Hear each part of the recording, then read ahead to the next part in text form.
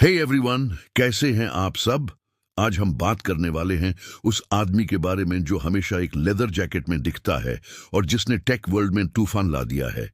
जी हाँ, I am talking about the one and only Jensen Huang, the brain behind Nvidia.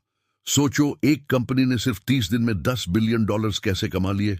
ये कोई lottery नहीं है, ये है सालों की मेहनत, विजन और एक जीनियस की कहानी। चलिए शुरू करते हैं इस इनक्रेडिबल जर्नी को। जेनसन हुआंग ताइवान में पैदा हुए, अमेरिका में बड़े हुए। उनकी जर्नी किसी मूवी से कम नहीं। उनका लीडरशिप स्टाइल बड़ा यूनिक है।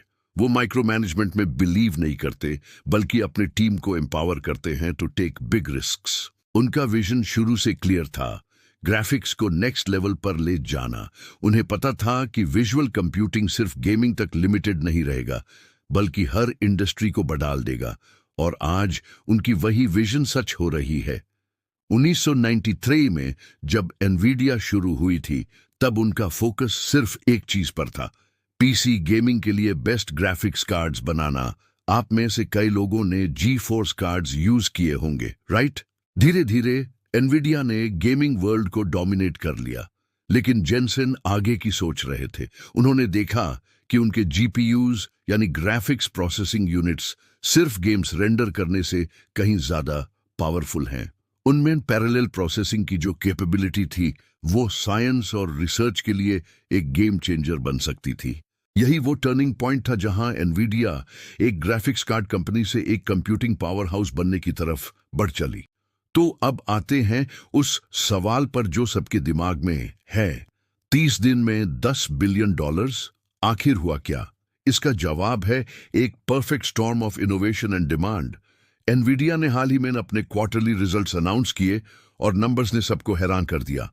रेवेन्यू एक्सपेक्टेशन से कहीं ज्यादा था, और इसका सबसे बड़ा रीजन था उनका डेटा सेंटर बिजनेस, जिसने अकेले ही आग लगा दी। ये सब एकदम से नहीं हुआ। इसके पीछे है सालों की तैयारी और सही टाइम पर सही प्रोडक्ट लॉन्च करना। इस सक्सेस के हीरोज हैं एनवीडिया के रेवोल्यूशनरी प्रोडक्ट्स। हम बात कर रहे हैं H100 और A100 टेंसर कोर जीपीयूज की। ये कोई नॉर्मल गेमिंग जीपीयूज नहीं है, ये एआई और मशीन लर्निंग के लिए डिजाइन किए गए बीस्ट्स हैं। जब आप चैट जीपीटी यूज करते हैं या कोई एआई इमेज जनरेटर, तो चांसेस हैं कि बैकग्राउंड में हजारों एनवीडिया जीपीयूज काम कर रहे होते हैं। इन चिप्स की प्रोसेसिंग पावर इतनी जबरदस्त है कि कॉम्प्लेक्स एआई मॉडल्स को ट्रेन करना, जो पहले महीनों लगते थे, अब दिनों या घंटों में हो जाता है। और इस पावर के लिए कंपनीज मुंह मांगी कीमत देने को तैयार है। पिछले कुछ सालों में एआई का जो बूम आया है, वो हम सब देख रहे हैं। From startups to tech giants, हर कोई एआई रेवोल्यूशन का हिस्सा बनना चाहता है। और इस एआई रेवोल्यूशन का फ्यूल क्या है? Powerful processors. एनवीडिया ने इस डिमांड को पहले ही एंटिसिपेट कर लिया था। उन्होंने एआई रिसर्चर्स और डेवलपर्स के लिए एक पूरा इकोसिस्टम बनाया, जिसका नाम है CUDA।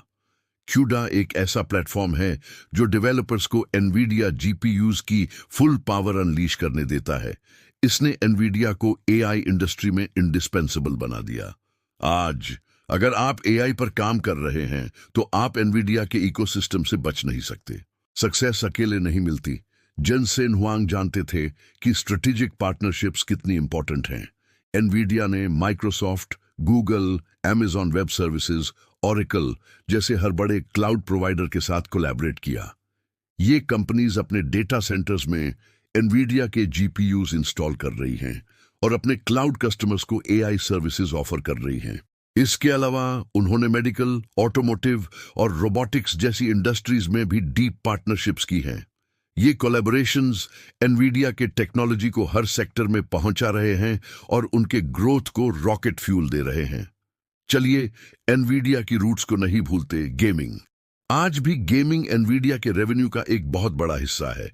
गेमर्स हमेशा बेस्ट परफॉर्मेंस चाहते हैं और एनवीडिया उन्हें वही देता है। टेक्नोलॉजीज जैसे रे ट्रेसिंग और DLSS, deep learning super sampling, ने गेमिंग ग्राफिक्स को फोटो रियलिस्टिक बना दिया है। जेनसन ने गेमिंग कम्युनिटी को हमेशा सीरियस लिया।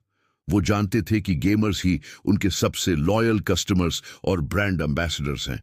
गेमिंग मार्केट में उनकी पकड़ इतनी मजबूत है कि हर नए गेम लॉन्च के साथ उनके जीपीयू सेल्स भी बढ़ जाते हैं।